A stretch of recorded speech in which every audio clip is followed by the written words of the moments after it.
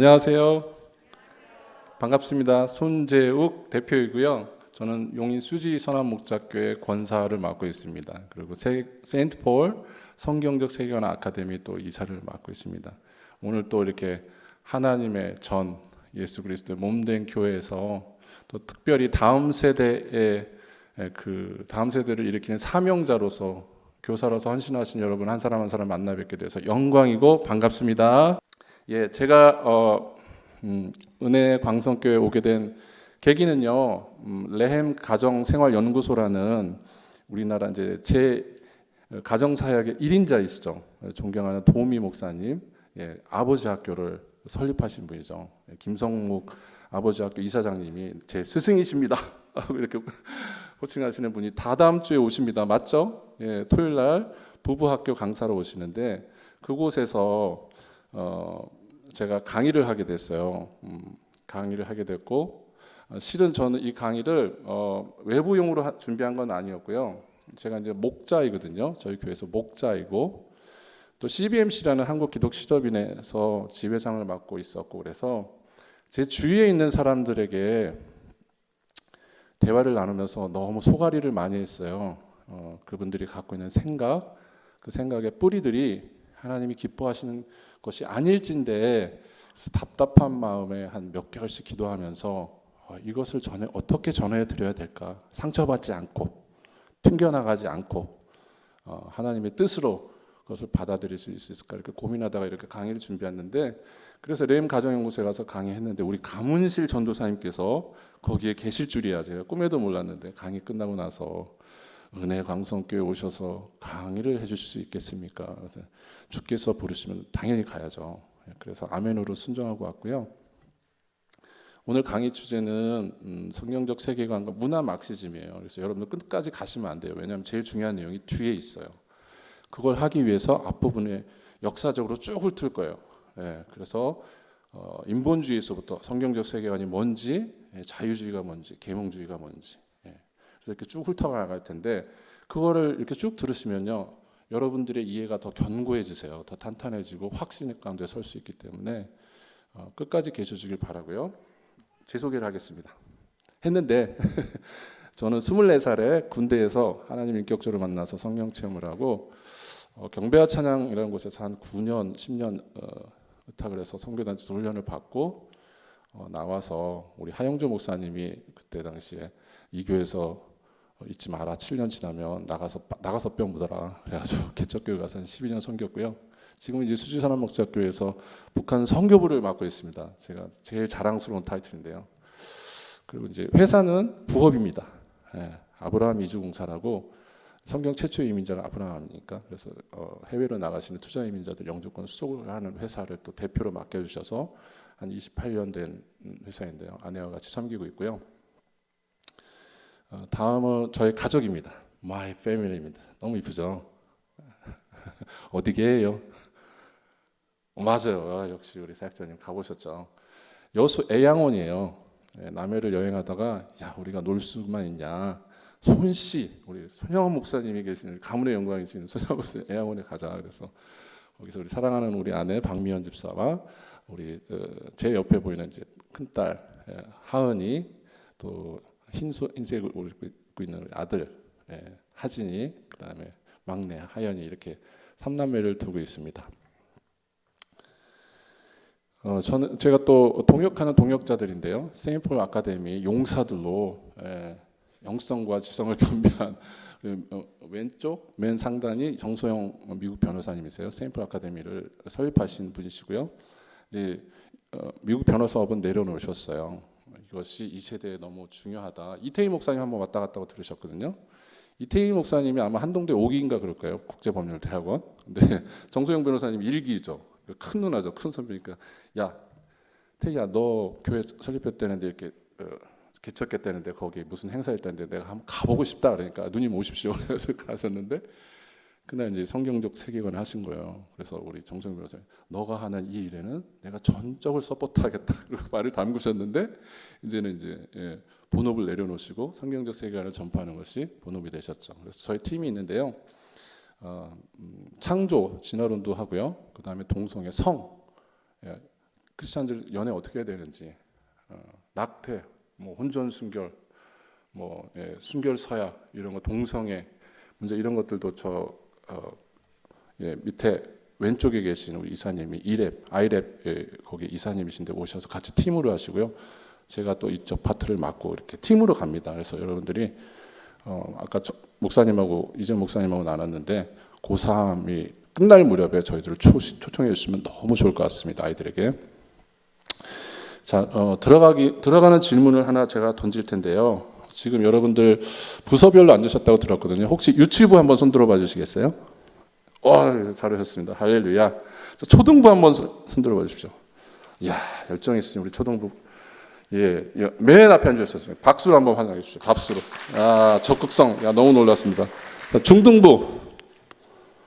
가운데 계시는 환영합니다. 축복합니다. 고등부. 잘 오셨고요. 시험이 아니고요. 들어가는 질문이에요. 자, 한번 제가 여쭤볼게요. 교사 선생님들이 계시니까. 자, 인간의 본성이 선하다. 한번 손 들어 보십시오. 그렇죠? 인간의 본성이 악하다. 긴가민가다. 인간의 본성이 선한지 악한지 이 강의 들으시면 나오죠. 다 아시는 바와 같이. 근데 이제 한번 그 질문지를 다 배치해 놨거든요. 한번 보시고 한 2분 드릴 테니까요. 보시고 그것을 작성해 주시면 돼요. 한 줄 정도, 너무 깊게 생각하지 마시고요. 그냥 느끼는 바대로, 직관적으로. 그리고 자연주의를 아시면 한 줄로 쓰고, 모르시면 그냥 어휘가 주는 느낌. 어휘가 주는 느낌. 그 다음에 계몽주의가 주는 느낌. 르네상스 알고 있으시면 되고요. 아니면 느낌을 적어주셔도 됩니다. 자, 오늘 이 말씀을 한 절 읽고 갈 텐데요. 같이 한번 읽어볼까요? 시작. 하나님 아는 것을 대적하여 높아진 것을 다 무너뜨리고 모든 생각을 사로잡아 그리스도에게 복종하나니. 저는 오늘 이 자리에 서서 여러분들과 저것을 논하고 싶어요. 여러분들 안에 있는 하나님 아는 것을 라고 난 믿었는데 아닌 것일 수도 있잖아요. 그죠? 그게 내 안에 있을 수도 있어요. 저도 그랬고요. 한 7년 전에 저도 그랬거든요. 막 그게 맞다고 생각했는데 공부하니까 아니더라고요. 대적하여 높아진 것을 다 무너뜨리고, 오늘 그것이 발견되면 난 다 무너뜨리겠다. 아멘 하시는 분들 손 들어봐 주십시오. 아멘 하시죠, 다. 세계관이란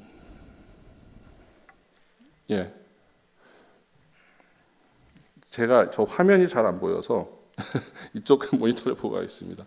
세계관이란 월드뷰예요. 월드뷰죠. 세상을 보는 관점인데요. 어떤 분은 그것을 안경에 비유하기도 하는데요. 빨간색 안경을 끼면 빨갛게 보이고 검은색을 끼면 검게 보이잖아요. 갈색이면 갈색이고. 그 안경이 어떤 것이냐에 따라 세상이 달리 보일 수도 있는데 또 어떤 분은 그것을 종교라고도 말씀하세요. 왜냐하면 신념이 결부되어 있기 때문에 종교라고 말씀하시는데요. 지금까지 보이시나요? 보이시죠? 지금까지 살아오면서 또는 지금 현재 나의 생각, 사고방식, 선택, 결정, 행동 등에 가장 큰 영향을 준 또는 주고 있다고 생각되는 것은 뭐가 있을까요? 여러분들 세계관을 형성하는데 영향을 준 것들. 사람하고 사물, 환경, 도구들이 있겠죠. 이거는 무의식, 의식을 다 포함해요. 여러분들 모태에서부터 나와서 어머니, 가족들, 친구들, 선생님들, 그죠? 세계관은 어떻게 형성되느냐? 첫째 관계예요. 가족, 친구, 스승. 두 번째 환경이에요. 동네, SNS, 인터넷, 미디어. 미디어가 너무 중요하죠. 저희 집에는 TV가 없는 지 한 7년 됐습니다.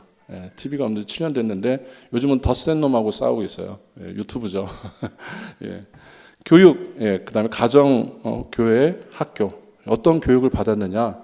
너무 중요하죠. 그래서 이 세계관이 저 토양이에요. 저 토양이 왼쪽에서부터 점점 두터워지잖아요. 여러분들이 살아오면서 토양이 자꾸 쌓이는 거예요. 여러분들이 한 씨앗으로 생명으로 뿌려져서 저기서 자라나는데 어떤 토양이 어떤 양분이 공급되어서 저게 자라느냐. 그래서 지금 나무가 된 거죠. 그죠? 나무가 됐는데 이 세계관 지층을 오랜 시간과 공간을 가로질러 쌓였어요. 인간의 생각이 지층처럼 우리 머릿속에 쌓여있거든요.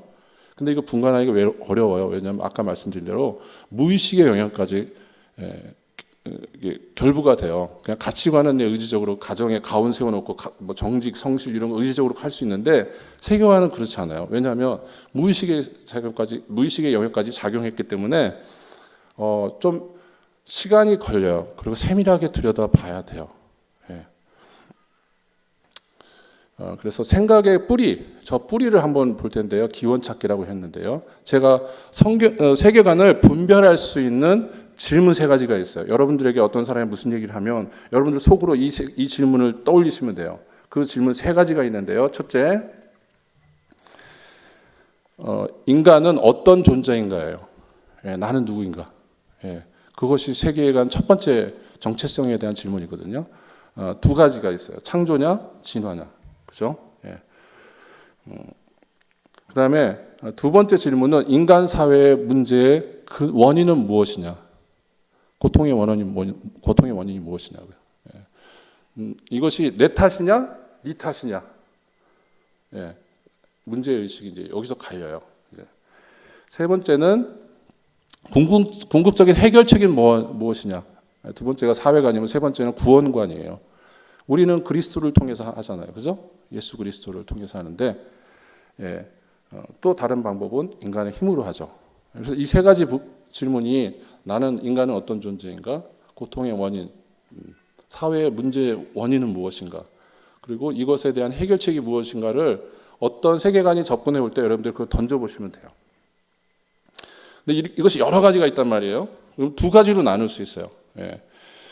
두 가지 세계관으로 나눌 수 있는데요. 성경적 세계관과 인본주의 세계관이에요. 예. 성경적 세계관은 절대주의, 초자연주의. 오늘 용어가 좀 어려울 수 있어요. 근데 제 은사가 어려운 걸 쉽게 잘 풀어드려요. 제가 티칭의 은사가 있거든요. 그래서 믿고 같이 쫓아가시면 돼요. 모르면 모르는 대로 그럼 제가 무슨 얘기를 하나 이렇게 기울이시면 이해가 되실 거예요. 절대주의, 하나님 절대자이시잖아요. 초자연적인 존재고 초월자이신데 그래서 이 절대주의, 초자연주의, 초월주의가 있는데 여기서의 인간은 하나님의 형상으로 창조된 인간이잖아요. 그죠? 이마고 데이, 남자와 여자. 예, 성경에 기록된. 그리고 사회의 고통의 원인은 뭐냐? 죄로 인한 타락이잖아요. 그죠? 원죄도 있지만 자범죄가 있잖아요. 그죠? 예, 그러니까 우리는 결코 사회의 어떤 고통의 원인에 대해서 자유로울 수가 없어요. 그죠? 내 탓이란 말이에요. 예, 근데 그래서 죄로 인한 타락으로 해서 하나님과 관계 단절이고, 예, 구원과는 어떻게 이걸 해결할 것이냐? 예수님의 십자가의 대속과 구원이죠. 그죠? 예, 구원은 오직 은혜로. 예. 그리고 세상의 역사는 구속사로 보는 거죠. 예수 그리스도께서 이 땅에 오셔서 그 구속을 이루어 가시는 창조, 타락, 구속, 회복이죠. 회복을 이제 재림이라고 보기도 하는데 이것이 이제 구속사이잖아요. 성경적 세계관이고요.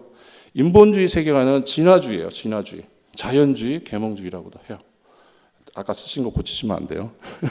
답이 나갔어도 괜찮아요. 예, 그 다음에 인간은 어떤 존재인가? 우연의 산물이에요. 인본주의 세계관은 진화된 인간이에요. 예. 그리고 고통의 원인은 생존 경쟁이죠. 사회 문제예요. 구조적인 문제고 억압, 인간 본성 이외의 문제들 내 탓이 아닌 거예요. 사회 문제인 거예요. 구조적인 모순으로 보는 거예요. 그럼 해결책은 뭐냐? 이성, 과학기술을 통한 구원 또는 해탈하는 거, 벗어나는 거. 이것이 인본주의 세계관이거든요. 이들이 보는 역사관은요.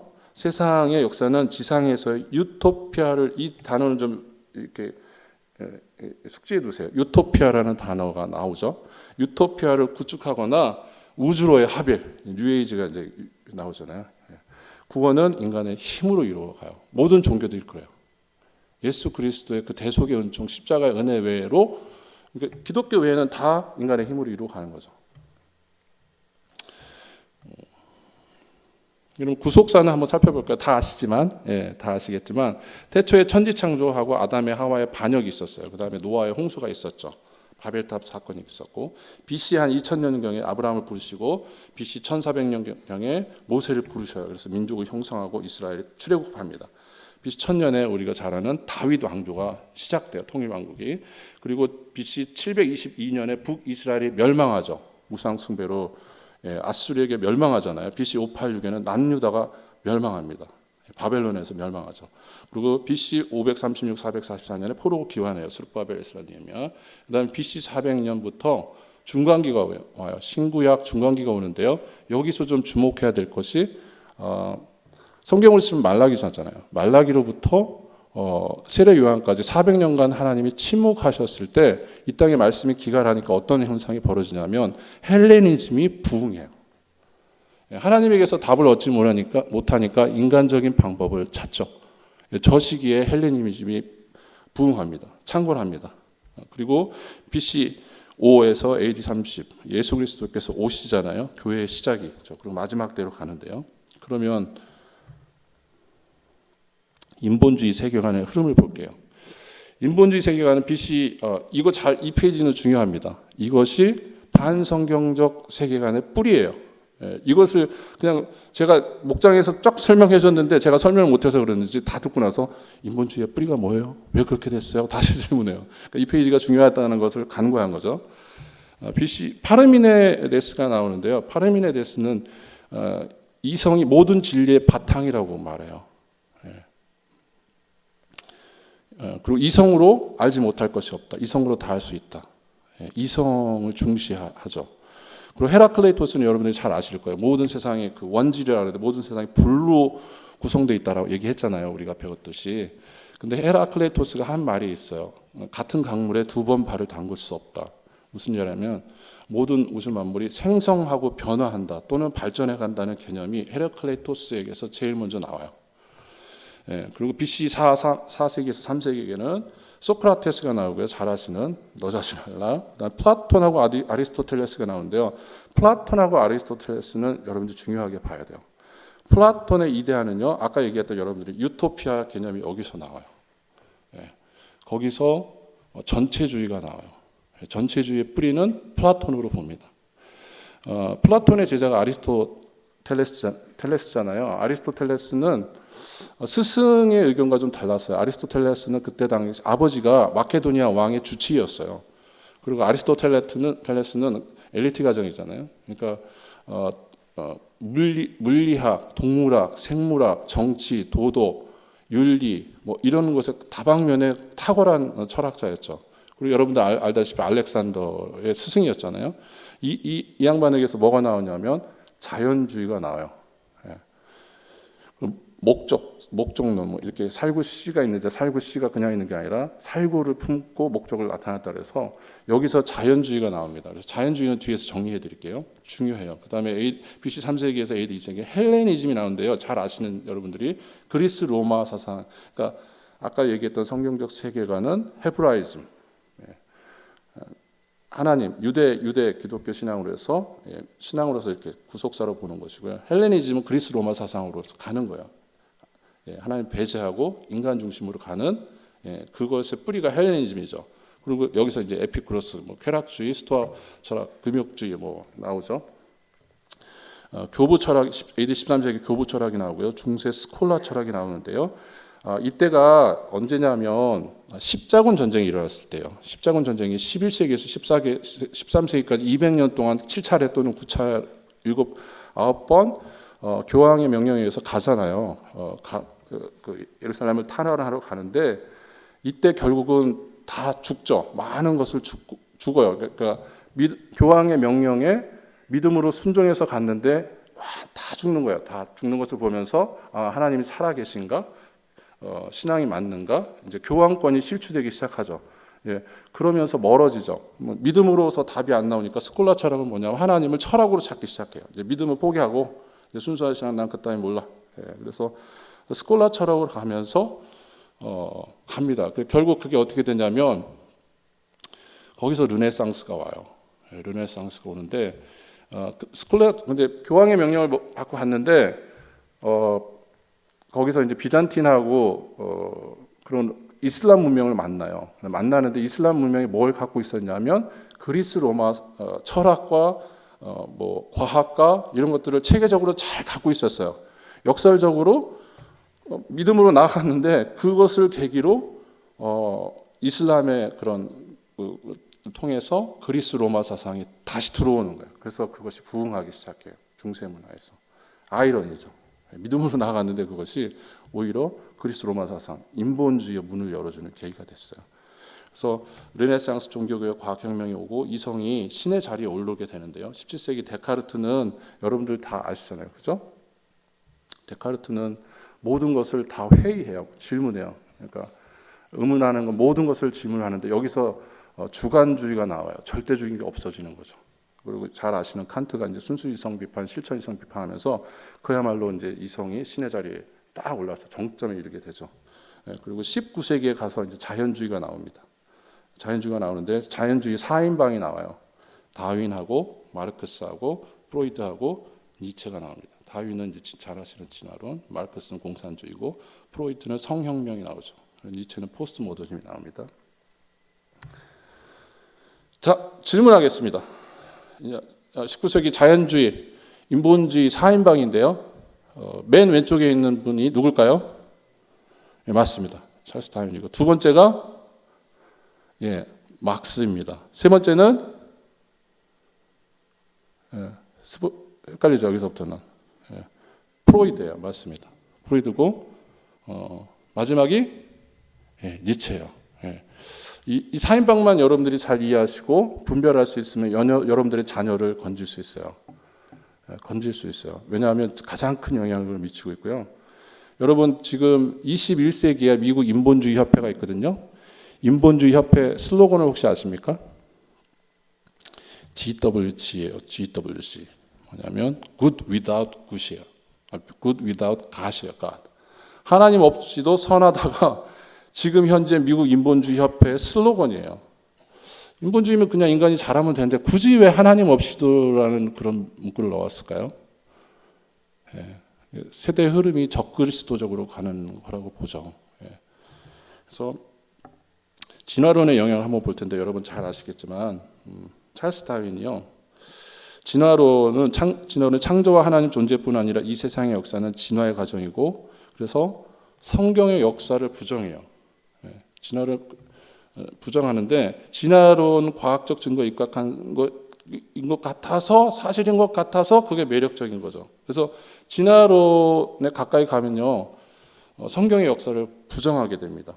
그래서 성경적 세계관 전문가들은 아이들이 교회에서 멀어지는 첫 번째 원인이 진화론을 봐요. 그래서 여러분들이 가정에서 다 교사분이시니까 첫 번째는 가정에서 진화론에 대해서 초등학교, 중학교 때 가르쳐야 돼요. 더 어려서는 이제 신앙교육을 해야 되지만 아이들이 생각할 때부터는 진화론에 대해서 얘기를 해줘야 되고 창조론을 더 먼저 가르쳐야 되겠죠. 첫 번째고요. 그래서 2009년 10대 교회에 출석했으나 지금은 교회를 떠난 20대 설문조사했는데 Already Gone이라는 잡지에서 90%가 고등학교 졸업 전에 이미 성경에 대한 신뢰를 잃어버렸다고 응답했어요. 고등학교 졸업 전에. 그래서 성경적 세계관은요, 교사들이시니까요, 여러분들이 마지노선이에요. 특히 고등부가 마지노선이에요. 제가 아까 우리 이재용 목사님하고 나눴는데, 제가 이제 용인 쪽에 있잖아요. 거기 수지. 무슨, 여러분들이 다 아시는 지구, 뭐, 큰 교회가 있어요. 거기 부목사님, 제가 한 3년 동안 있었는데, 부목사님들이 하시는 말씀이 있어요. 뭐냐면, 신방 가면 어머니들이 피눈물을 흘리는 어머니들 그렇게 많다는 거예요. 거기가 이렇게 많이 배우신 분들이 많거든요. 강남에서 오신 분들 사는데 고3 때 아이들을 야 예배 됐어.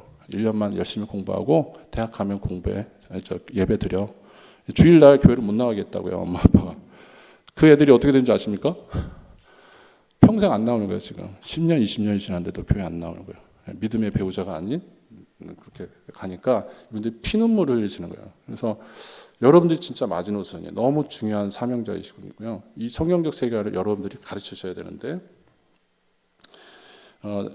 그러면 일례를 한번 들어볼게요. 죄송해요. 제 것만 넘기고 여러분들 건 안 넘겼나요? 이럴 수를. 죄송해요. 한번 보세요. 이런 내용이 있었습니다. 자, 증거를 대라고요. 제가 1959년에서 1885년 얘기인데요. 59년 일본에 첫 선교사가 도착했어요. 그래서 60년, 70년대 아담과 하와 홍수 심판 창세기 5장의 족보가 교과서에 수록됐어요. 74년 진화론을 받아들였죠. 77년 일본 교과서에 진화론이 실리는데요. 이때 일본 문부경, 우리나라 치면 교육부 장관이 크리스찬인데 암살을 당해요. 그러고 나서 그때 많이 한 13명, 몇십만 명 이렇게 부흥이 될 때였는데 이때부터 진화론이 실리죠. 그래서 유럽보다 먼저 진화론을 가르친 나라가 일본이에요. 그래서 진화론적 세계관을 갖고 제국주의의 길로 가게 됩니다. 그래서 1800년대 신약 성경이 1890년 구약 성경이 출판됐는데 주목을 받지 못해요. 이미 교과서에서 진화론이 선점했기 때문에 진리가 안 들어가요. 안 먹히는 거예요. 그래서 일본인 마음속에 진리 아닌 거짓 진화론이 먼저 들어갔고요. 지금 어떻게 되느냐? 수만 명의 순교자 나라 3천여 선교사가 있어요. 근데 인구의 0.2%만 교회 출석해요. 반면에 1885년 조선의 첫 선교사 토마스 왓슨이 오셨는데요. 1973년에 그러니까 일본 대비 진화론이 약 100여 년 뒤에 실렸어요. 이거는 우리가 역사적으로 너무 감사해야 돼요. 여러분, 우리 한국 교회가 정점이 언제인 줄 아십니까? 80년대 초반이에요. 진화론이 교과서에 실리고 곧 한국 교회가 정점을 찍고 하락하기 시작해요. 그래서 지금은 우리는 그래도 5, 60대가 안 믿잖아요, 진화론을. 그걸 어떻게 믿어? 시조세가 어쩌고 저쩌고 하면 안 믿으신단 말이에요. 근데 일본은 그렇지 않아요. 일본은 목회자분들이요, 한인 그 부흥에 많이 오십니다. 그래서 회개하는 간증이 있는데 뭐냐면 내가 창세기를 설교하지 않은 것을 회개해요. 목사들이 창세기를 설교하지 않은 거예요. 왜냐하면 세상에게 손가락질 받을까 봐. 진화론이 대세인 이 환경에서 내가 창조론을 강의한다는 게 구닥다리로 보이는 거죠. 두려운 마음에. 그런데 나중에 그분들이 고백해요. 창조론을 설교해서 창세기를 설교해서 아는 것이 아니라 그것을 안 했기 때문에 안 하는 거라는 것을 깨닫고 회개하고 돌아와요. 그래서 진리보다 거짓이 먼저 들어가면 부흥이 더뎌집니다. 그래서 진화론은 반드시 가르치셔야 되고요. 막스의 세계관입니다. 이건 한 페이지로 정리할게요. 마르크스 세계관에서 창조주는 물질이에요. 우주는 알아서 생겨나고 작동하는 기계예요. 에덴 동산은 계급 없는 원시 공산주의 상태고 원죄는 사유재산이에요. 사유재산. 사유재산 하나님 주셨잖아요. 아브라함, 이삭에게 복을 주셨잖아요. 네, 그렇지 않단 말이죠. 구원, 사유재산 몰수로 원죄 상태로 이전으로 돌아간 것을 막스주의에서는 구원으로 봐요. 그리고 구속자는 구원자는 누구냐? 프롤레타리아죠. 노동자 농민인 거예요. 사탄, 자본주의 압제자는 사탄이 누구냐면 자본주의죠. 자본주의, 자산가들, 재산 있는 기업가들이 압제자로 보고 봉기하고 한 거야 된다. 그래서 역사관은 계급 투쟁의 역사예요. 그래서 억압하는 가해자, 억압당하는 피해자. 심판의 날은 언제냐면 부르주아들이 심판받는 그 혁명의 날이 심판의 날이에요. 그리고 우주의 마지막 목표는 계급 없는 공산사예요. 원시 공산사회로 가는 게 마르크스예요. 자, 이분이 누구였죠 아까? 썼네요. 프로이드였는데요. 프로이드의 영향력은 여러분들 잘 알잖아요. 근데 한 줄로 정리할 수 있어요. 슈퍼 에고를 해체하고 이들을 해방하여 리비도에 충실하라. 한번 읽어보시겠어요? 시작. 슈퍼 에고를 해체하고 이들을 해방하여 리비도에 충실하라. 좀 어렵죠? 슈퍼 에고는 초자예요. 초자. 도덕적이고 윤리적으로 나쁜 것을 제어하는 그 초자를 해체해버리라는 거예요. 브레이크를 없애버리는 거예요. 이들은 원초화예요. 원초화. 그래서 원초적인 본성에 충실하도록 원초적 본능에 충실하도록 그것을 해방해서 리비도에 충실하라. 리비도는 뭐냐면 잠재되어 있는 성적 에너지예요. 내 성적 에너지는 마음껏 네가 누려라. 마음껏 누려라. 어떻게 되냐면 여기서 성해방과 성정치와 성혁명이 와요. 뒤에 연결돼요. 그래서 제가 언급해드린 거고요. 니체의 영향은 넘어가겠습니다. 이것까지 다룰 시간이 없을 것 같아요. 니체는 포스트 모더니즘이 와요. 감사하게도 저희 집 아이들은 BTS를 안 좋아하는데 BTS는 그 디오니소스 아시죠? 고대 그리스의 그 포도주의 신, 광기, 황홀경의 신인데 BTS가 그걸 방시혁 그 대표가 디오니소스를 찬양하죠. 그래서 여기서 이제 포스트 모던이 와요. 포스트 모던인데 오늘 시간이 없어서 다음 영상이 뭐냐면 이 영상인데 이건 집에 가서 보세요. 인터넷에 있어요. 버닝맨이라는 건데 네바다 사막에 1년에 5만 명이 모여서 실리콘밸리의 엘리트들이 모여서 구글의 설립자인 레리 페이지하고 세르게이 브린 같은 사람, 에릭 슈미츠가 와서 에릭 슈미츠가 부회장으로 추대된 거는 이 버닝맨에 와서 버닝맨이 뭐냐면 디오니소스 옛날 광란의 그런 히피들이 하는 마약과 음란함과 그런 것 반나체로 참석합니다. 일주일 동안. 그런 행사가 여러분 IT 기업 너무 좋아하지 마세요. 자녀들이 IT 기업 간다고 좋아하지 마세요. 저도 구글 좋아했거든요. 이 버닝맨 보고 확 깼습니다. 그래서 질문하고 싶어요. 여러분들은 준비가 되셨나요? Are you ready for this spiritual warfare? 이 네 가지가 그렇게 안 와닿으시죠? 요 네 가지는 사실 네 가지만 가지고도 더 해야 돼서 그냥 넘어갈 텐데요. 영향력이 너무 큰데 여러분들 어떻게 대응을 하시겠어요? 교사 대학에 오신 여러분 교사분들께 저는 쉬운 솔루션부터 작은 한 발짝부터 내딛자. 이 책 한번 읽어보실래요? 제가 갖고 왔는데요. 고전이 알려주는 생각의 기원이에요. 앞에 이 네 사람, 다윈하고 프로이드, 막스하고 니체까지 있어요. 그럼 막스 베버가 있는데요. 이 책을 저희 딸한테 고1인 딸한테 읽혔는데 얘가 이거 읽고 나더니 아빠 이건 이렇고 저런 이건 저렇고 분별하기 시작했어요. 이게 백신의 역할을 하는 거예요. 그리고 굉장히 쉬워요. 쉽게 돼 있어요. 그래서 하나님의 말씀, 성경적 세계관과 이 사람들이 주장한 것도 대비해서 해주기 때문에 이것을 한번 읽어보시길 권합니다. 다음 이제 자연주의 세계관 갈 텐데요. 이제 여러분들이 응답해 주셨던 자연주의 세계관 보이세요? 아까 응답해 주셨죠? 여러분 먼저 이 강의를 들으신 분들이 자연주의에 대한 어휘가 좀 느낌을 적었어요. 자유, 회복. 초록색이 가깝게 적어주셨는데 하나님이 빠진 자연을 우산으로 연김.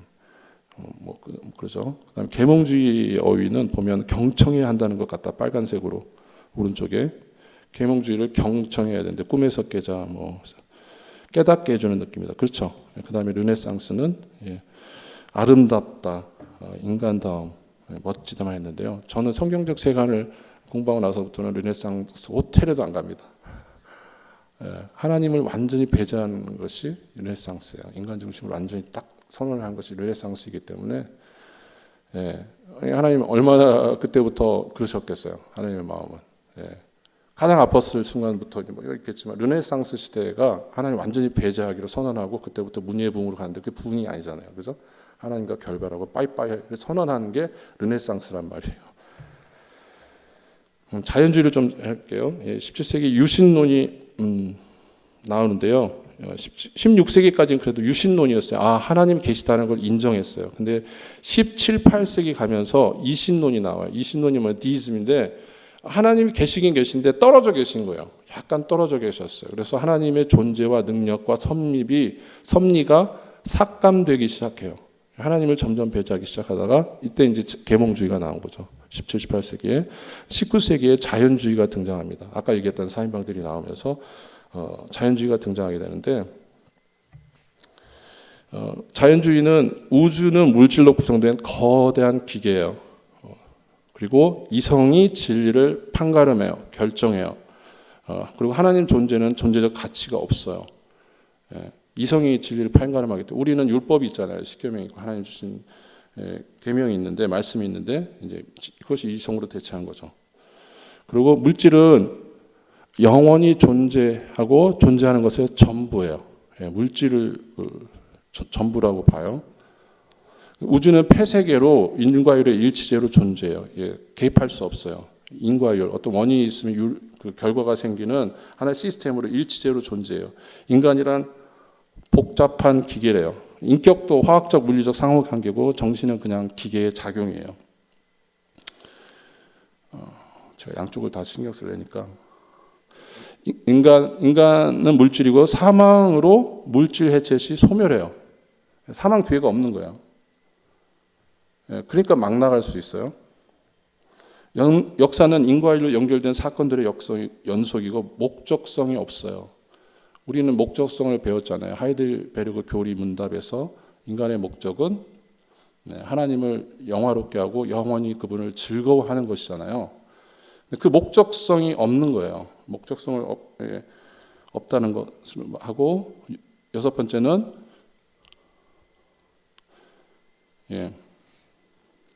윤리와 가치는 인간이 만드는 것이에요. 윤리와 가치, 하나님이 만드신 것이 아니고, 결과는 어떻게 되느냐?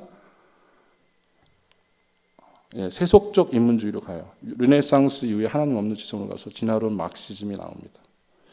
계몽주의로 갈게요. 계몽주의는 18세기 후반 영국의 존 노크 휴메에서 등장해서 프랑스 데카르트와 몽테스키우의 볼테르, 루소, 독일의 칸트에 이르기까지 주 멤버들이 있어요. 그리고 이성은 초월적인 힘이며 진리예요. 이성이 진리이기 때문에 이성이 하나님을 대체해요. 이전의 모든 가정과 종교적 신념의 옷을 벗어버려라가 계몽주의예요. 여기서 모든 가정, 종교적 신념은 기독교를 얘기해요. 질문, 인간의 본성은 선하다. 아까 제가 질문 드리고 답하셨죠. 그래서 죄가 없어요. 계몽주의의 전제는. 창조가 없어요. 그 다음에 도덕 규칙이 없어요. 그리고 심판이 없어요. 죄가 없으니 사회가 점점 발전할까요? 그래서 그들이 말하는 것이 무엇이냐면 유토피아 신화가 여기서 나와요. 선하기 때문에 유토피아가, 죄가 없기 때문에 심판이 없기 때문에 유토피아로 간다는 것이에요. 그래서 계몽주의와 해결의 변증법, 정반합에서 이게 절대 정신까지 끝까지 가면 뭐가 생기느냐? 막시즘이 생겨요. 막시즘이 생기고요. 무질서와 고통의 근원이 죄가 아니라면 그것들은 어디서 온 걸까?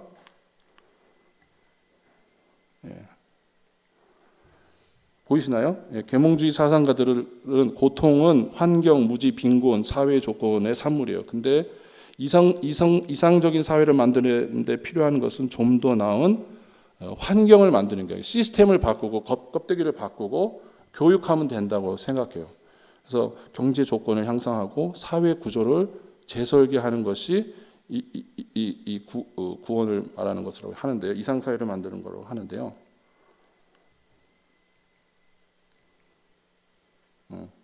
그럼 두 번째 질문할게요. 인간의 죄된 속성을 부인한 결과는 뭘까요?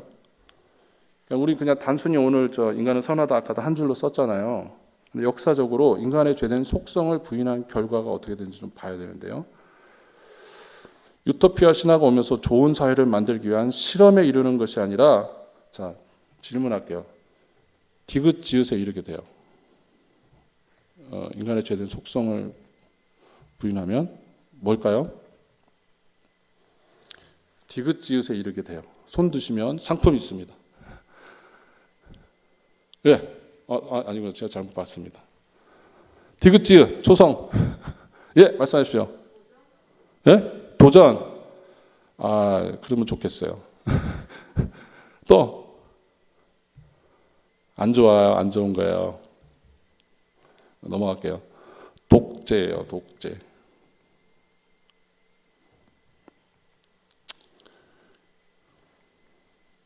인간이 완전해질 수 있다는 확신, 어떤 대가를 치르든지 인간을 완전하게 만들려는 노력을 정당화해요.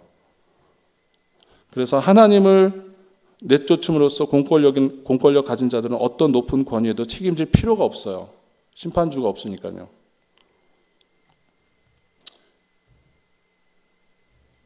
목적이 정당하다면 그 수단이 아무리 잔인하고 강제적이라도 사용할 수 있어요. 유토피아적 이념은 불가피하게 자유를 죽게 만들어요. 자, 퀴즈 하나 더 낼게요. 상품 드려야죠. Who is JJR? 오, 박수 한번 쳐주세요. 이야, 무슨 부서라 그랬죠? 이야, 희망이 있습니다. 감전사에 얻는 거 갖다 주십시오.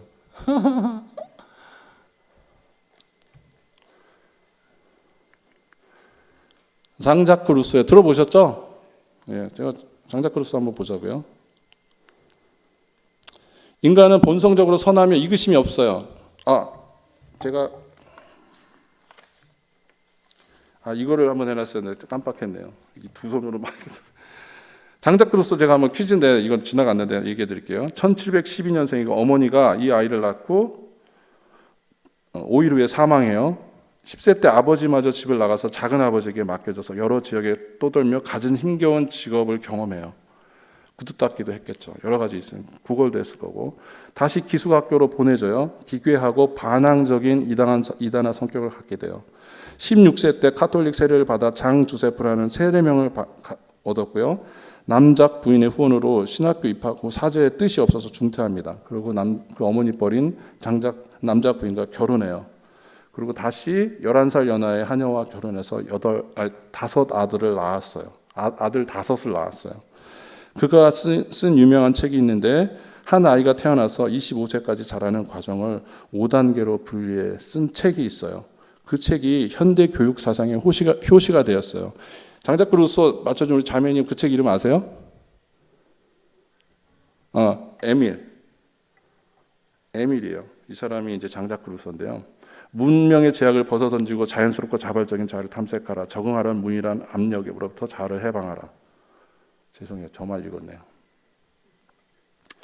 루소가 사회계약론인데요. 루소 사회계약론 많이 들어보셨잖아요. 루소 외에는 사회계약론, 그러니까 구조적인 모순을 사회계약론으로 해결할 수 있다고 봤어요.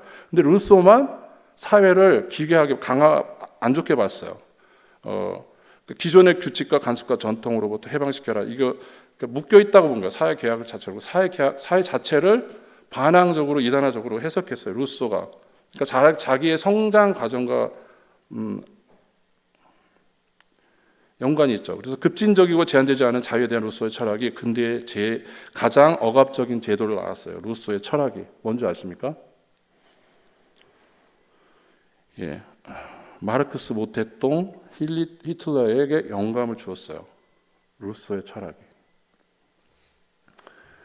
왜 그랬을까요? 루소는 자유를 개인이 국가에 대항하여 권리를 주장한 것으로 정의하지 않고 사회, 가족, 교회, 지역사회에서 제도로부터의 해방을 의미했어요.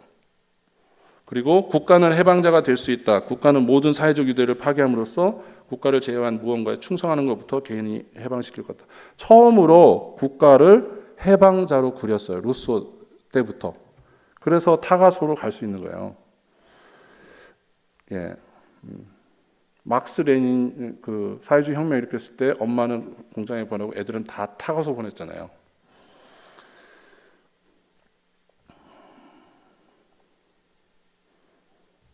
예, 루소는 국가는 개인들로 하여금 지금까지 적대적인 사회에 의해 좌절된 선함이라는 개인의 잠재성을 개발하는 해방의 도구였어요. 국가가 적대적인 사회예요. 그러니까 사회 자체가 적대적인 거예요. 인간의 본성이 본질적으로 제한되어 있지 않기 때문에 국가의 야망을 제한하는 도덕적 원칙이 변함없어요.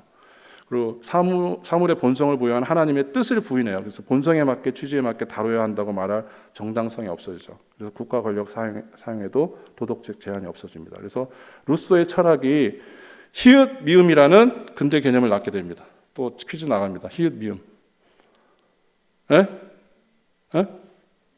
네, 맞았습니다. 혁명 맞추셨네요. 감전도생 책 좀 갖다 주세요. 예, 혁명이라는 근대 개념을 낳게 됐어요. 예, 루소는 국가는 언제나 옳고 공공의 선을 향하는 경향이 있다 믿었어요. 이게 중요해요. 국가가 언제나 옳고 공공의 선을 향하는 경향이 있다. 지금 큰 정부를 꿈꾸는 그런 아이디어는 루소에게서 왔어요. 왜냐하면 국가가 언제나 옳아요. 그리고 공공의 선을 향하기 때문에 국가를 더 키워야 되는 거예요. 이해하셨어요?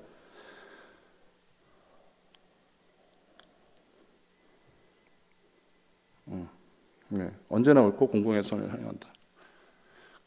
자, 다음 퀴즈 나갈게요. Who is 살로사? 이 양반이 누구실까요? 예, 선생님입니다, 장재님. 맞습니다. 폴포트. 박수 한번 쳐주세요. 전공자이신 것 같아요. 살로사를 듣고 맞춘다는 거는. 예. 폴포트 얘기를 좀 해드릴게요. 폴포트가 크메르 루즈의 수반이잖아요. 그래서 75년, 79년 그 캄보디아에 이제 공산 혁명을 일으켰는데요. 폴포트가 고등학교 때 농고에서 농업고등학교 3명 국비 장학생으로 프랑스로 유학합니다. 그래서 루소의 철학을 배워요. 그래서 혁명 사상을 담고 와서 이제 캄보디아에서 제가 갔다 왔는데 얼마 전 2주 전에 갔다 왔는데 아직도 그 악수를 안 하더라고요. 그때 힐링필드 할 때 악수를 해서 손에 굳은 살이 없는 사람들은 다 죽였어요. 그리고 피부가 하얗다, 안경을 썼다, 지식인이다, 기술자다, 교사다 다 죽였어요. 그리고 그리고 자기 이름을 쓸 줄 알아. 뭐 줄 테니까 이름 적어놓고 가세요. 그래서 이름 쓴 사람들은 다 죽였어요. 그래서 루소의 책이 근데 그걸 누가 죽였냐면 부하들이 죽였잖아요. 부하들이 그 살인에서 오는 죄책감을 어떻게 달랬느냐? 루소의 책으로 달랬어요. 루소의 책을 읽으면서 정당화하면서 그 살육을 진행한 거였어요. 그래서 계몽주의와 20세기에 킬링필드가 있었죠. 75년, 79년. 그래서 계몽주의와 20세기 학살이 연관이 있는데요. 캄보디아 학살이 200만이고요. 히틀러가 600만, 러시아 스탈린이 2,500만 명이에요. 중국의 모택동이 킹이에요. 7,800만. 북한이 500만. 1억 1,600만 명이 루소에 의해서 루소의 철학, 계몽주의, 인간이 선하다.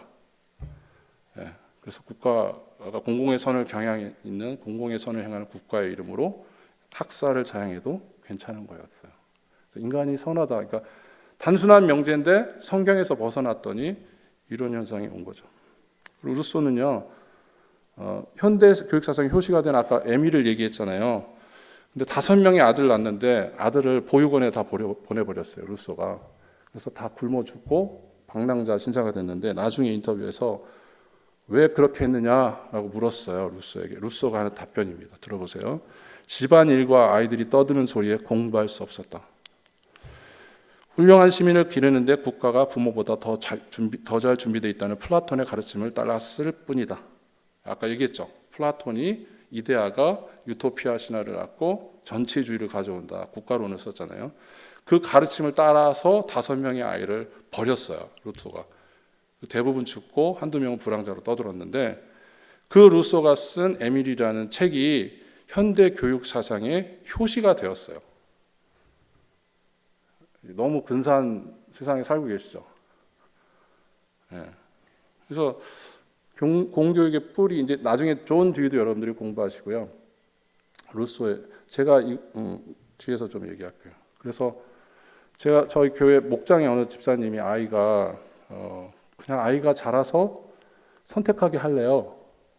강요하지 않고 일면 맞는 것 같았어요. 근데 아니라는 걸 알고 나서 고민하다가 이 생각이 어디서 왔을까 이렇게 캐고 하다가 루소에게서 왔구나. 루소가 뭐라 했냐면 가르치려 하지 말고 자연적으로 성장하라고 했어요. 루소는. 성경은 어떻게 말씀하셨을까요? 오늘 내가 네게 명하는 이 말씀을 너는 마음에 새기고 내 자녀에게 부지런히 가르치며 집에 앉았을 때든지 길을 갈 때든지 누웠을 때든지 일어날 때든지 이 말씀을 강론할 것이며 아이에게 마땅히 해야 할 것을 가르치라. 그래야만 늙어서도 그것을 떠나지 않으라고 아이에게 가르치라고 하셨는데 그 집사님은 커서 선택하게 할게요 라고 얘기하더라고요. 제가 얼마나 목자인데 마음이 그랬겠어요. 그래서 계몽주의, 자연주의는요 진화론, 무신론, 유물론, 현대 교육 이론의 사상적 토대가 됐습니다. 이건 넘어갈게요. 여러분들 잘 아시는 말씀이 맞아요, 그죠? 의는 없나니 하나도 없다고, 선을 행하는 자는 없나니 하나도 없다고. 우리는 다 양 같아서 그릇되하여 각기 제 길로 갔거늘 여호와께서는 우리 무리의 죄악을 그에게 담당시키셨도다. 이 책을 좀 참고하시면 좋아요. 기독교 세계관과 현대사상은 제임스 마이어가 쓴 건데 자연주의가 나와 있고요. 그리스도는 이제 어떻게 살 것이냐, 이건 찰스 골슨하고 낸시 피어스가 쓴 책이거든요. 이 책이 너무너무 좋습니다. 여기 계몽주의가 있고요. 창조주 하나님의 진화론 내용이 있습니다. 전도사님 몇 분 남았죠? 그러네요. 빨리 넘어갈게요. 이제 요 왼쪽에 보이시나요? 저는 이 드라마를 좀 즐겨봤는데요. 뭐 내용은 다 성경적인은 아니지만 옛날에 대한 향수 때문에 응답하라 1988을 좀 봤어요. 그 향수에 눈물도 흘리기도 하고 저거 다시 보고 있다. 어떻게 저 소품을 구했을까? 그래서 너무 칭찬하면서 봤는데 이런 여러분 우리 아내하고 얘기할 때 언제가 제일 좋았어? 그러면 90년대까지는 좋았던 것 같아. 그 얘기를 해요. 그죠? 예. 캐롤도 나왔고 길거리 걸으면 크리스마스 때 캐롤도 나왔고 지금은 홀리 할러데이즈라고 하잖아요. 크리스마스, 메리 크리스마스를 안 쓰려고. 사운드 오브 뮤직 같은 영화는 요즘 여러분들 헐리우드 영화 보면 볼 영화가 없을 거예요. 그죠? 왜 그렇게 됐을까요? 왜 그렇게 됐을까요? 우리가 시간이 지난 동안 세상에 어떤 변화들이 어떤 주도적인 그런 계획들이 있어서 이렇게 됐을까? 오늘 그거 좀 나누고 싶은데요. 빨리 해볼게요. 자, 들어가는 질문 있어요. 그거 아까 설문지 있었죠? 예, 설문지 뒤에 한번 보실래요? 예. 그람시에 대해서 제가 물었어요. 그람시와 프랑크푸르트 학파를 물었어요. 그래서 아시면 한 줄로 적으셔도 되고 모르면 느낌 또는 모르겠어요. 애들 좋은데 하여간 뭐 느낌을 적어주시면 더 감사하겠어요. 예, 말씀 한 구절 같이 읽고 나가겠습니다. 시작. 누가 철학과 헛된 속임수로 너희를 사로잡을까 주의하라. 이것은 사람의 전통과 세상의 초등학문을 따르며 그리스도를 따름이 아닙니다. 예, 철학이 두 번 나오는데요. 한번 여기 한번 나옵니다. 헛된 속임수. 근데 여기서 단어가 눈에 띄는 게 뭐냐면 사로잡을 거예요. 사로잡을까. 사로잡을까가 영어로 하면 captivate예요. captivate에서 노예화해서 스포일 해버려요. 그 인간의 생애를 망쳐버리는 걸 얘기해요. 그래서 철학과 헛된 속임수는 뭐 어때 뭐 따르면 되지. 그게 아니라 인간이 완전히 망가지는 원어적인 의미가 있어요. 저것을 잘못 가면 인간이 망가져요. 예. 그래서 점검해야 되는 거죠. 그것이 사람의 전통과 세상의 초등학문을 따랐기 때문에 그런 거예요. 그리스도를 따름이 아니었죠. 그러면 철학과 헛된 속임수가 어떤 건지 우리가 알아야 되잖아요. 교사하면 더 그렇고 가장이니까 다 영적 리더십인데 자 문화 막시즘을 드디어 들어가겠습니다. Who is AG? 질문할게요. 이탈리아 사르디나에서 7형제 중 넷째로 태어났어. 여유 있는 알바니아계 후손인데 4살 때 하녀가 떨어뜨려서 곱추가 됐어요. 그래서 평생 150cm로 살아갑니다. 결혼을 했습니다. 어머니가 펴지라고 거꾸로 매달았어요. 종종 허리가 펴지라고. 언제 죽을지 몰라서 매일 정장을 입혀서 재웠어요. 소년기에. 그러니까 그 아이가 얼마나 병들었겠어요. 형은 군복무 중 사회주의자가 됩니다. 이탈리아 사회당 팸플릿을 동생에게 보내줘 한술 더 떠서 이 사람은 막수주의자가 됩니다. 토리노 대학 언어학 전공하고 그리스 문학, 역사, 법학, 철학에서 뛰어난 천재예요. 너무 천재여서 30세에 이탈리아 공산당을 창설합니다. 이 자를 살려두면 이탈리아가 공산화된다고 우려한 무솔리니가 그에게 20년을 선고합니다. 그가 죽기 전 11년간 감옥에서 쓴 옥중수고인 Prison Notebooks, 옥중수고가 5개 개념 중 진지전이란 장기간 문화적으로 선진 자본주의 사회를 공산화하는 전략을 수립해 실패한 혁명가이나 성공한 사상가로 알려진 이 사람은 누구일까요? 야, 누가 말씀하신 것 같아요? 자, 예, 우리 장로님. 예, 그람시 무슨 그람시? 자, 우리 목회자님. 아깝습니다. 안토니 그람시. 이쪽으로 선물이 가겠습니다. 죄송합니다, 장로님. 자, 우리 제이든 갖다 주세요. 예, 이탈리아 공산당을 창설했어요. 이탈리아 공산당 총석이고요. 무솔리니에서 그랬고 뇌출혈로 옥중에서 사망했어요. 아, 내가 이쪽을 안 넘겼네요. 너무 죄송하다. 이 사람이요. 예.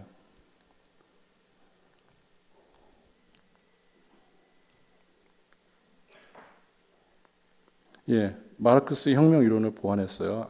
이제 제가 여기를 보고 갈게요. 1차 세계대전의 공산화를 실패했는데요. 왜냐하면 이 막시스트들이 혁명을 일으키면요 노동자들이 대동단결할 줄 알았어요. 근데 실제적으로 1차 세계대전을 벌렸더니 단결하지 않은 거예요. 국가 이익에 충실해서 단결하지 않은 거예요. 그래서 1차 대전이 실패합니다. 예, 왜냐하면 이념적 단결보다 국가적 민족적 가치를 더 소중히 여겼어요.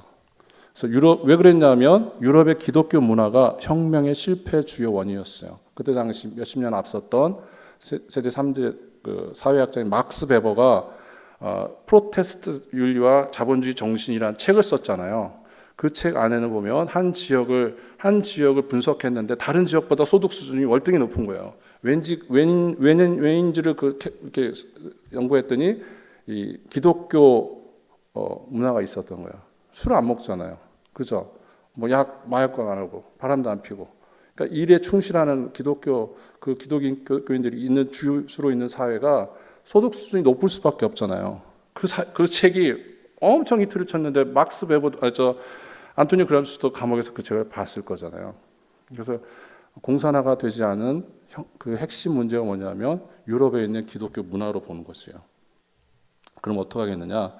문화를 매개로 한 새로운 공산혁명 전략을 수립해요.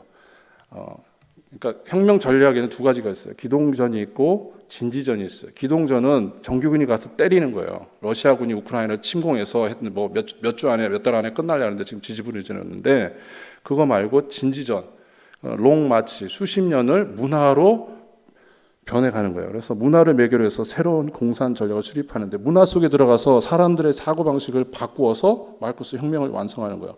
문화기관들이 뭐냐? 학교, 대학교, 신학교, 교회, 연극, 영화, 문학, 신문, 잡지, 언론, 매스미디어, 사회 각계각층의 문화적 진지를 만들어서 반기독교 문화를 조성하고 사람들의 기독교적 신념과 확신을 파괴해요. 시간은 걸리지만 롱마치가 끝나면 혁명이 완수돼요. 우리나라에 주사파가 있었죠. 평등파가 있고 평등파 PD, 주사파 NL이 있었죠. PD는 막스 레닌주의 정통 공산주의였고 주체 사상은 그냥 수령 절대주의 김일성을 그거였죠. 그런데 주사파가 다 하고 이제 주사파가 1%가 안 됐는데 그들이 87년에 신림역에서 반전 반핵 양키 고음을 외치고 두 사람이 분신 자살하죠. 그 다음에 이제 일어났는데 그때 평등파가 97, 98%였는데 1, 2% 되는 주사파가 다 휩쓸죠. 어떻게 했냐면 이론적으로는 PD가 맞았어요. 막스 레닌주의가. 근데 공산혁명론에 들어가서는 광주 사태 같은 것들이 나도 정부군이 제압하면 공산화혁명을 완수할 수 없어요. 그 주사파는 뭐냐면 북한에 인민군이 내려와서 정규군이 내려서 치고 안에서 주사파들이 봉기를 일으키면 그럼 혁명이 완성돼요. 이 이론에서 졌어요. 논쟁을 벌이면 다 깨졌어요. PD, 평등파가. 그래서 야 니들이 전향해 주사파로. 안 하면 어떻게 했냐? 안기부의 명단을 다 넘겼어요. 그래서 주사파로 전향하지 않은 평등파가 어디로 갔느냐? 나는 언론 갈게. 나는 교육계 갈게. 그죠? 전교조가 그래서 나왔고요. 나는 노동계 갈게. 민노총, 한노총 그런 곳에서 나왔어요. 그게 30년, 40년을 한 거예요. 롱마치를. 그 결과가 지금입니다. 문화 막시즘은 가장 큰 건립돌인 기독교 문화를 제거함으로써 공산화를 완성하는 고차원적인 전략이에요.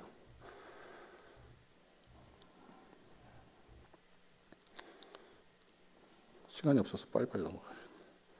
자, 프랑크푸르트 학파를 아시는 분 혹시? 제가 이 강의를 했는데 고대 사학과 나온 친구가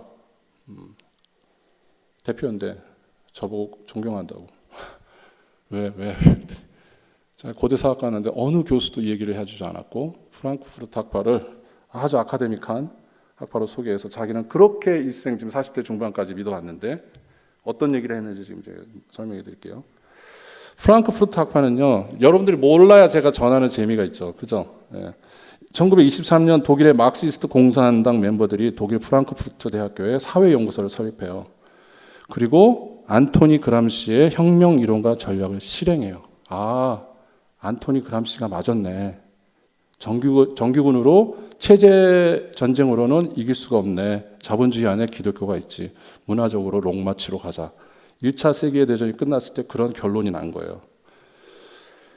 그래서 막스 호르크하이머가 이 설립자예요. 테오도르 아도르노 둘이서 설립합니다. 헤르베르트 마르쿠제, 에리 프롬, 비레른라이. 제가 프랑크푸르트 스쿨을 연구하게 된 게 에리 프롬을 우리 교회 집사님이 사랑의 기술, 에리 프롬 책 읽고 많이 감명받았어. 내가 사랑 연애할 때 많이 적용했어. 라고 말씀하시더라고요. 여러분 여기 5명의 공통점을 아십니까?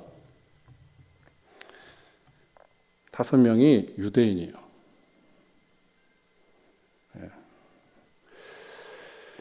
성해방이 나오는데요. 빌헬름 라이, 여기서 몇 명을 주목하셔야 돼요. 여러분들이 빌헬름 라이가 나오는데 성해방, 섹스 리버레이션을 주장해요.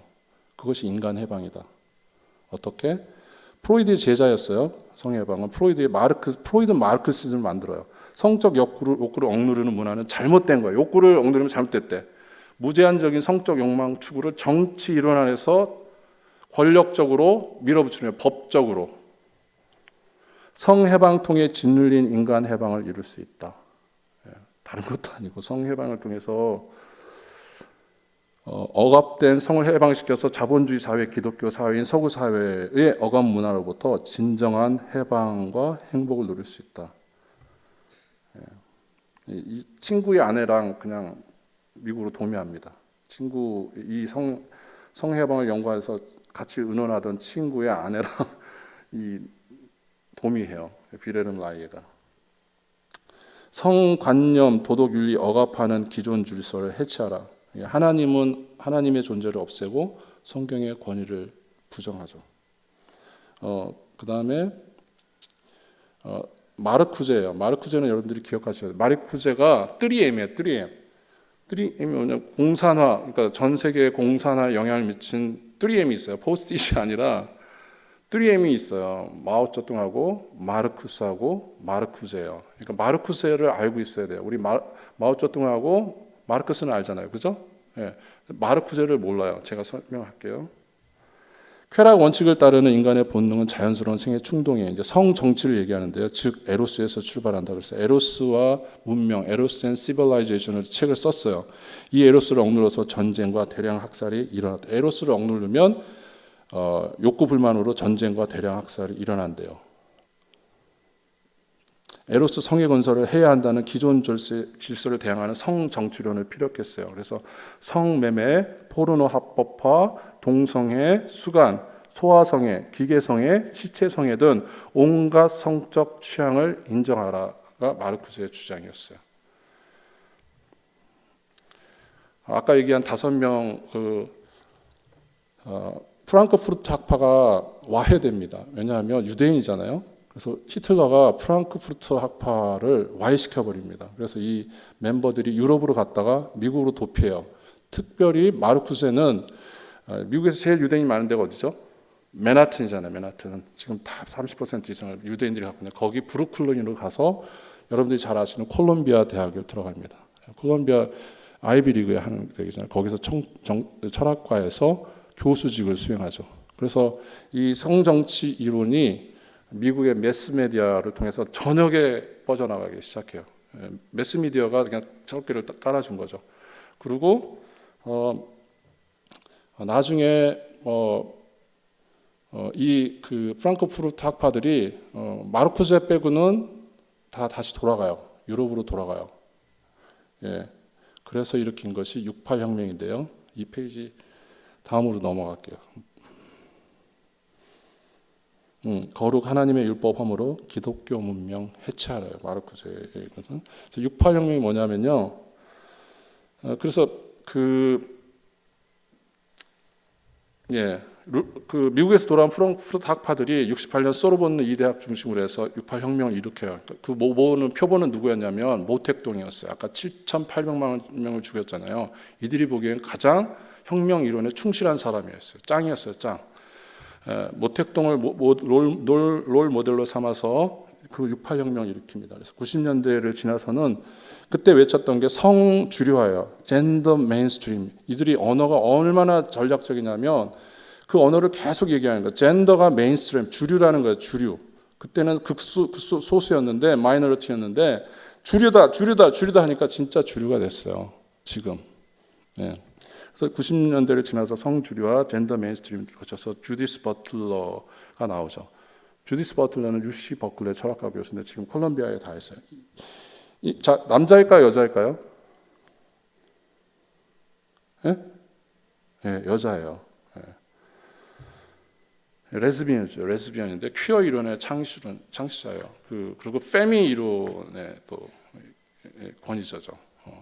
여러분 우리가 세인트폴 아카데미에서 이 페미에 대해서 지금 한국의 출산율이 0.78이에요. 일본이 1.3이고 북한이 1.8이에요. 이제 20-30년 지나면 한국에 대형 교회가 있을 수가 없어요. 아십니까? 대형 교회가 있을 수 없는데 그 중에 하나는 저희가 페미라고도 봤어요. 그래서 페미에 대해서 교육할 테니까 신학대학에 전화해서 여자 교수님들께 페미에 대해서 페미가 여러 가지가 있거든요. 기독교 페미니즘이 있고 자유주의 페미니즘이 있고 거기에 마르크스적인 페미니즘이 있어요. 근데 그 마르크스적인 페미니즘이 거의 99% 지금은. 근데 그것에 대해서 이것이 아니라고 강의해야 되려는데 다 거절했어요. 그것을 왜 아니라고 얘기하느냐. 예. 한국의 저희가 컨택해 보면 거의 90%가 페미예요. 신학교의 여자 교수가. 그럼 일반 대학은 어떻게 하겠어요? 여러분들 아이들을 그냥 대학으로 보내면 안 돼요. 예, 무장시켜서 보내십시오. 무장시켜서. 이제는 유대인 잔혹사를 다 얘기할 수는 없고요. 아까 그 5명이 유대인이라고 말했죠. 왜 유대인이 기독교를 해체하려고 그러는지 저는 그 질문이 생겼어요. 그래서 이것을 공부하면서 이 자료를 얻고 나서 제가 그 자료를 공부하려고 딱 폈는데 차 안에서 이제 시간이 나서 딱 폈는데 지식적으로 보려고 했는데 제가 이렇게 통곡이 터졌어요. 오열했어요. 제 의지가 아니었어요. 성령께서 회개케 하셨거든요. 이 유대인 잔혹사에서 보면 아까 십자군 전쟁을 언급했죠. 십자군 전쟁 때 예수의 이름으로 신앙으로 들어가서 십자군에서 30만 명 유대인 중에 100명 빼고 다 죽였어요. 29만 9,900명을 다 죽였어요. 다 죽였고 그 다음에 히틀러 때도 600만이 죽었잖아요. 그 전에 무슨 사건이 있었냐면 마틴 루터 아시죠? 종교개혁의 우리 마틴 루터가 히틀러가 유대인을 학살할 때 고민한 거죠. 내가 유대인을 학살하라 할 때 나의 부하들이 그것을 수긍하고 따라올 것이냐. 어떤 전략을 썼냐면 루터의 책을 100만 권을 찍어서 돌립니다. 유대인과 그들의 거짓말이라는 On the Jews and their Lies라는 책을 100만 권을 찍어서 군인들, 간부들하고 국민들한테 돌립니다. 거기 루터가 뭐라고 썼냐면 이스라엘 사람 유대인들은 심장을 꺼내서 쪼개서 길거리에 말려 죽여야 된다. 심장을 말려 죽여야 된다는 문구를 썼어요. 우리가 아는 루터랑 너무 다르죠. 신학자들은 우리가 알고 있는 루터는 30% 정도밖에 안 된다고 말하는데 루터가 쓴 그 책을 독일의 경건주의가 있잖아요. 그 뿌리가 있단 말이에요. 그 책을 읽고 나서 세뇌된 거죠. 그래서 히틀러가 유대인을 살해하기 이틀 전에, 3일 전에 한번 300명 정도를 죽여봤어요. 반응이 어떤지를 떠본 거예요. 이제 국민들의 반응이 어떤지. 근데 국민들이 전체가 다 박수를 쳤어요. 그래서 다 죽였죠. 이제 본격적으로 학살에 들어갔죠. 그래서 지금 유대인들에 가면 이스라엘 가면은 이 사자를 이렇게 안 씁니다. 거기 십자가가 있다고. 그리고 앰뷸런스도 그 십자가 문양을 안 써요. 그러니까 유대인들에게는 기독교가 철천지 원수인 거예요. 그래서 이 부분에 대해서는 우리가 알고 넘어가야 될 것 같아요. 시간이 없어서 이제 15분 남았는데 비판 이론을 좀 얘기할게요. 몇 가지 그러니까 문화 막시즘이 그런 목적이라는 건 이해하셨죠? 성을 정체성을 와해해서 기독교 문화를 와해해서 이제 그렇게 가는 건데요. 그 방법론이 있어요. 방법론. 첫째가 비판 이론이에요. 크리티컬 티어리인데요. 너무 이런 유사한 게 크리티컬 띵킹 있죠. 거기까지는 괜찮은 것 같은데 크리티컬 티어리 하면요, 여러분들 딱 빨간불이 켜져야 돼요. 왜냐고요? 프랑크푸르트 학파 막스 호르크하이머와 아도르노에 의해서 시작했는데요. 비판 이론과 막시즘이 더해져서 여기서 네오 막시즘이 옵니다. 지금 제가 말하는 문화 막시즘, 컬처럴 막시즘이 네오 막시즘이에요. 신 막시즘이에요. 근데 표면적으로는 인권, 평등, 평화, 나눔, 정의 등의 구호를 내세우지만 실은 문화혁명을 통해서 자유주의 하에 전통적 가치 구조를 모두 해체해요. 기존의 사회체제 전복이 목적이에요. 비판 이론을. 우리 너무 순진하죠. 자본주의 체제 서구 기독교 문명 가정과 중산층을 파괴하고자 책과 미디어, 영화 등 문화적 수단을 총동원하여서 반복적인 부정적 비판으로 사람들, 특히 젊은이들을 세뇌시키고 있는 이론이에요. 자꾸 아닌 것을 얘기해주면 긴가 보네 라고 수긍하게 되는데요. 비판 이론의 방법론은요, 삶의 모든 면에서 이전의 모든 기존들에 대해 막시즘적 관점에서 이의를 제기해요. 어떻게 제기하냐면, 아브라함 링컨은 정직했다, 가정은 마음이 있는 곳이다, 민주주의와 자본주의는 좋은 것이다 라고 얘기하면, 이들은 어떻게 얘기하냐면, 백인들이 인디언들을 죽였어, 아버지들은 가부장적이다, 신은 죽었다, 기존 체제 사람들은 인종차별주의자들이다, 지나치게 종교적이다, 성적으로 박탈당한 성차별주의자들이다, 외국인 혐오주의자들이다, 반유대주의자들이다, 이렇게 계속 비판 이론을 얘기하는 거예요. 그러면 어떻게 되는지 아십니까? 반복해서 듣게 자 그러한 비판을 들을 마음에 새겨져서 영화와 노래들이 그런 가치들을 반영하기 시작했고, 청소년 문화에 확산시켰어요. 그래서 가족의 죽음, 자유로의 도피, 성혁명, 권위주의적 인격, 권위를 여러분들 어떻게 생각하세요? 권위에 도전하는, 권위를 요즘 세대가 쉽게 생각하잖아요. 권위에 도전하고, 권위의 끝은 어딜까요? 그냥 뭐 선생님 아빠가 싫어서 할까요? 아니에요. 권위의 끝은 하나님이에요. 그래서 부모, 목사님, 교사, 그 다음에 이제 뭐 국가 통치자, 그다음 그 끝은 어딜까요? 모든 권위는 하나님 주셨기 때문에 권위가 조금씩 깨지면요, 마지막에 하나님 권위도 우스운 거예요. 권위 파괴 최종 목표는 하나님이에요. 그러니까 우리가 권위에 대해서 절대 순종하는 것을 가르치지 않으면 어려운 거죠.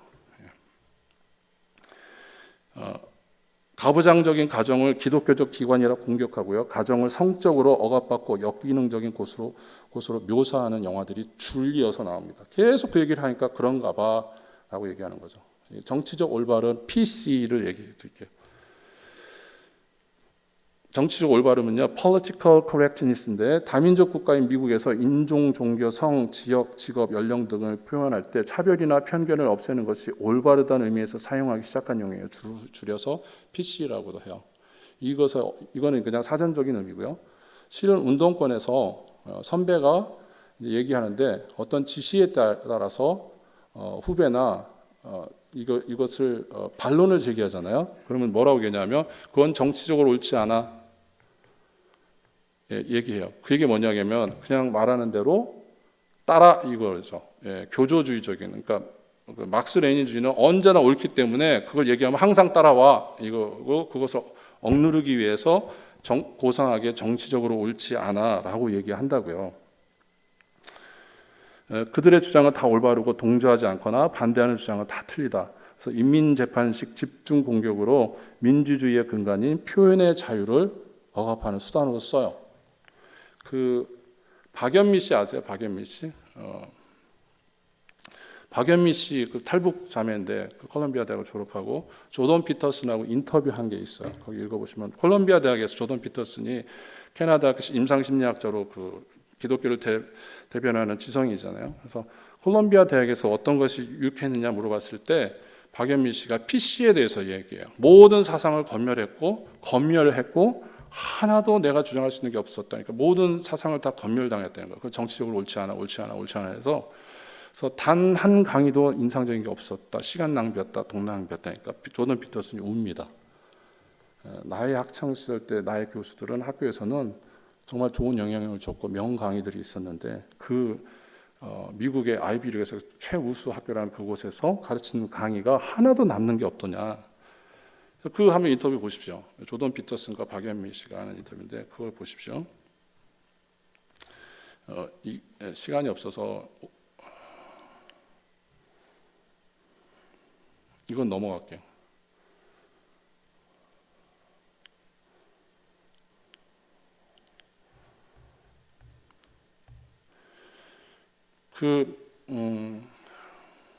뭘 조심해야 되냐면 언어적인 호도를 조심해야 되는데요. 왜냐하면 그들이 쓰는 언어 전술이 굉장히 교묘합니다. 그래서 언어 전술로 correctness라는 말을 썼어요. 그러니까 무슨 얘기냐면 이거는 옳다라는 걸 전제로 하고 있어요. 자꾸 얘기하면 틀린 얘기도 옳은 것처럼 이 코렉티니스라는 단어를 선점해서 사용함으로써 마치 그 주장이 진짜 올바른 것처럼 위장해요. 반복적으로 각인시키는 효과가 있어요. 사람들은 무의식적으로 그들의 주장을 받아들이고 동조하게 돼요. 받아들이게 되는 거죠. 반복적으로. 이 개념은 성경적 진리와 기독교적 가치를 지키는 사람들에게 족쇄를 채우는 반진리 문화운동의 뿌리예요. PC가 결국 기독교적인 가치를 차단하고 족쇄를 채우려는 시도예요. 그럼 뭘 무너뜨릴까요? 헌법적 가치를 무너뜨리려는 모든 정치적 올바름, 즉 PC 활동들이 여기에 속해요. 무슨 가치요? 가정이 아니고요. 교회가 아니고 헌법적 가치예요. 왜 뚱딴지 같이 갑자기 헌법이 나와? 그죠? 기독교 대항하는 것까지는 알겠는데 무슨 뚱딴지 같은 헌법이 나오냐고. 그렇게 생각 안 드세요? 문화 막시즘 대 가정을 얘기할게요. 문화 막시즘은 왜 성과 가정을 공격하는가? 또 교회를 공격하는가? 문화 막시스트들은 가정을 표적으로 삼음으로써 결국엔 중산층을 무너뜨릴 수 있다는 것을 알고 있어요. 가정이 중산층의 기본 토대이기 때문이고요. 중산층을 파괴하라 그러면 무엇과 무엇도 힘을 잃을 것이다. 무엇일까요? 중산층을 파괴하면 무엇과 무엇도 없어지게 돼요. 시장 경제가 없어져요. 어느 나라든지 그 나라의 가장 든든한 시장 경제 구조가 중산층이거든요. 그러면 뭐가 없어지냐면 자본주의도 없어져요. 시장 경제와 자본주의에 세워진 정치 구조를 파괴하라. 그러하면 무엇이 무너질까요? 두 글자. 시장 경제와 자본주의 위에 세워진 정치 구조를 파괴하라. 그러하면 무엇이 무너질까요? 히읗비읍. 히읗비읍 헌법이죠. 책이 없죠? 네.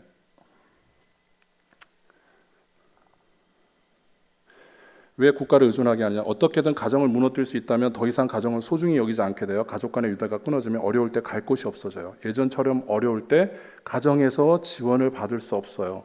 정부의 지원을 의지할 수밖에 없어요. 네. 가정이 너무 중요해요.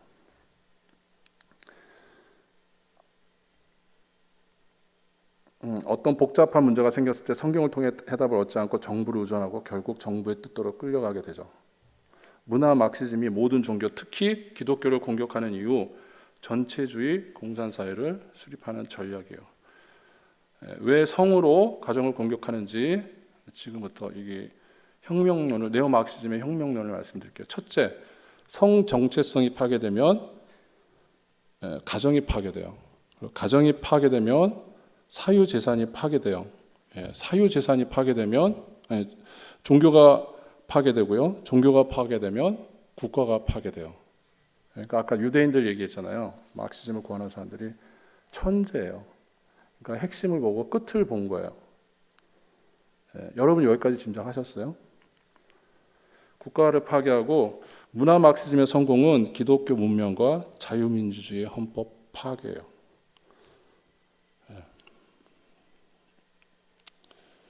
그냥 문화만 바꾸는 게 아니라고요. 이 모토가 문화 막시스트들의 모토예요. 한번 읽어보실래요? 여기 우리가 여러분과 저예요. 세상 모든 사람들이고 특히 교회예요. 우리는 너희를 묻어버릴 거야. 그냥 영화 몇 개 바꾸고 문화 좀 바꾸는 수준이 아니라고요. 쫄면 안 되죠. 쫄면 안 되죠.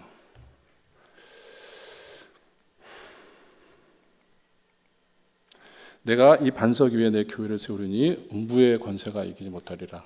아멘입니까? 세상에서는 너희가 환난을 당하나 담대하라. 내가 세상을 이겼노라. 세상은 어차피 악해져 갈 거예요. 천사장의 나팔 소리와 그때 주님이 이제 영광 중에 구름 타고 오실 때 새 하늘과 새 땅을 말씀하시잖아요. 예루살렘에 왜 새 하늘과 새 땅을 말씀하실까요? 기존에 있는 것이 완전히 황폐화돼서 쓸 수 없는 거잖아요. 거기까지 갈 거예요. 그래서 저도 그렇고 여러분들도 지금의 시대는요, 마라나타 신앙이 없으면 견딜 수 없어요. 마라나타 신앙이 있으십니까? 너희들을 묻어버릴 거야 하고 지금 이 전략을 1937년이니까 거의 90년 이상을 실행해 온 거야, 문화 마르크시스트들이. 그러면 어떻게 할 것인가? 성경적 세계관을 배우십시오. 제가 북한 선교 부장이기 때문에 주체사상 전문가를 모시고 8주간 교육을 다 받았어요. 그 수령 절대주의를 알게 되고 북한이 어떻게 공산화됐는지를 봤어요. 북한에서 김일성이 청년회 때 와서 러시아 유학을 마치고 와서 엄마인 강반석 권사가 있는 그 칠골교회 가잖아요. 거기서 그 목사님한테 내가 인민들을 도울 방안이 있으니 나를 도와달라. 오케이 합니다. 강양호 목사고요. 그다음에 손정도 목사님이 오케이해요. 그래서 조선 기독교 연맹을 결성해서 김일성을 도와요. 도와서 북한의 기독교가 3분의 1로 와야 됩니다. 왜 그렇게 하셨을까요? 그분들이 복음을 몰랐을까요? 예배를 안 들으셨을까요? 성경을 안 읽었을까요? 영적 리더였어요. 교회 지도자들이었고. 성경적 세계관을 복음은 생명이고 예수의 그 능력인데 그것으로 다인데 근데 성경적 세계관은 방향을 알려줘요. 아까 제가 역사 방향을 쭉 든 게 그 관점에서 보시라고 말씀드린 거예요. 성경적 세계관을 공부하지 않으면 방향을 읽을 수가 없어요. 그러면 어떻게 공부할 거냐? 가르치셔야 돼요. 그래서 사도 바울은 디모데에게 너가 프리칭하고 티칭을 계속하라고. 내가 갈 때까지 계속하라고. 너 나의 연수함을 업신여기지 말고 프리칭하고 티칭을 계속하라. 그러니까 티칭을 하셔야 여러분들의 프리칭이 온전해져요. 가르치십시오. 다음 세대를 가르치시고요. 저도 지금 해서 여기까지 온 거예요. 계속 배우고 가르치고 가까운 데서부터 했어요. 목장에서 하고 지회에서 하고 여기서 하고 여기서 하니까 점점 지경이 넓어져서 성경적 세계관을 가르치는 다음 세대를 키우세요. 출산율 0.78%에서 여러분들 뭘 느끼셨습니까?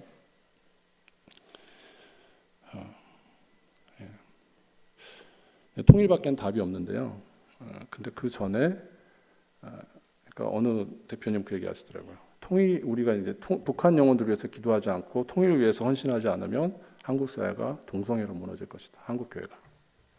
차별금지법이 통과된다는 얘기예요. 그걸 위해서. 사생결단하고 차별금지법을 지킬 것이 아니라 북한을 위해서 기도하고 북한이 열려서 통일되기를 기도하라고 그렇게 말씀하셨거든요. 그래서 여러분들 다음 세대를 키우는 일에 같이 헌신했으면 좋겠고요. 이 책이 이제 제가 읽었던 책인데요. 글로벌 혁명, 성혁명 저희 그 정성윤 변호사가 번역하신 거고요. 그다음 문화 막시즘 미국의 타락 이 책이 제가 오늘 알려드렸던 그 막시스트는 자꾸 갈라칩니다. 갈라쳐요. 뭐냐면 계급 역사는 어차피 계급 투쟁의 역사이기 때문에 거기서 동력을 얻어 분노를 이렇게 막 만들어 생성해야 그게 혁명이 일어나기 때문에 남자와 여자를 갈라쳐요.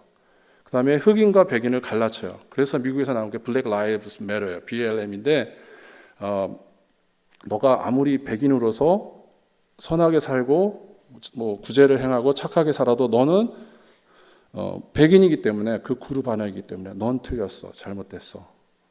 그게 이제 BLM이거든요. 그래서 그런 것들을 비판 이론 플러스에서 지금 그걸 말씀드리고 문화 마르크시즘에 대해서 공부하셨으면 좋겠습니다. 그리고 혼자 하기 어려워요. 이 과정이 있어요. 제가 이 과정을 들어갔을 때와 안 들어갔을 때와 성령께서 부으시는 기름 부으심이 달랐어요. 혼자 할 때는 그 기름 부으심이 많지 않았는데 이 과정을 들어가서 기도하면서 동료들하고 같이 하니까 기름 부으심이 있었고 해낼 수 있었고 여기서 뭐 뉴에이지 여러분들 좋아하시는 저 아바타 2 물의 길 뭐 이런 것도 뉴에이지 덩어리거든요. 그거 자녀들에게 보여주셨을 건데 언급해 주셔야죠. 여기에서 이러이러한 거는 A와를 이렇게 막 흔들면서 기도하고 이런 것은 우주의 어떤 합일이야. 우주의 에너지에 대한 합일이야. 이건 범신론이야. 이거는 불교와 그리고 그 인도에서 온 그런 힌두교가 또 점성술과 얽혀 있는 그런 내용이야. 뉴에이지는 물병 자리를 뜻해. 물고기 자리인 예수님 시대가 갔다고 자기들이 물병 자리를 선택해서 뉴에이지를 선택한 거야. 얘기해 주셔야죠. 예. 제일 무서운 게 또 뉴에이지죠. 왜냐하면 영적인 터치를 하거든요. 그래서 뉴에이지를 간과하면 안 되고요. 그래서 청춘 특세가 있거든요. 이 교회에서 바라기는 고3 아이들은 이 특세 보내는 것을 정례화하셔서 성경 세계관을 이렇게 짧은 기간이지만 듣고 대학교 갔으면 좋겠어요. 그게 백신의 역할을 해요. 우리 딸이 고1인데 그 책을 한 권 읽혔는데 얘가 분별을 해요. 이건 이러는데 여러분 사랑하는 제자들과 또 자녀들에게 청년 특세를 통해서 성경적 세계관을 가리킨다면 그 아이들이 세상을 분별할 수 있는 도구를 가지고 세상에 들어갈 수 있도록 도와주셔서 내가 미치지 않는 대학 캠퍼스에조차도 그들이 분별하면서 살아갈 수 있도록 그렇게 해주시면 좋겠습니다. 그리고 어른들은 현대의 문을 연 고전들 현문이라는 과정이 있고요. 포스트 모던 길라잡이의 포어킬이 있어요. 그 다음에 마지막 과정으로 캡스톤, 그건 책을 읽고 요약해서 PPT를 만들어서 발표하는 과정이에요. 제가 이 과정을 해냈기 때문에 할 수 있었습니다. 이 시간에 잠깐 기도했으면 좋겠습니다.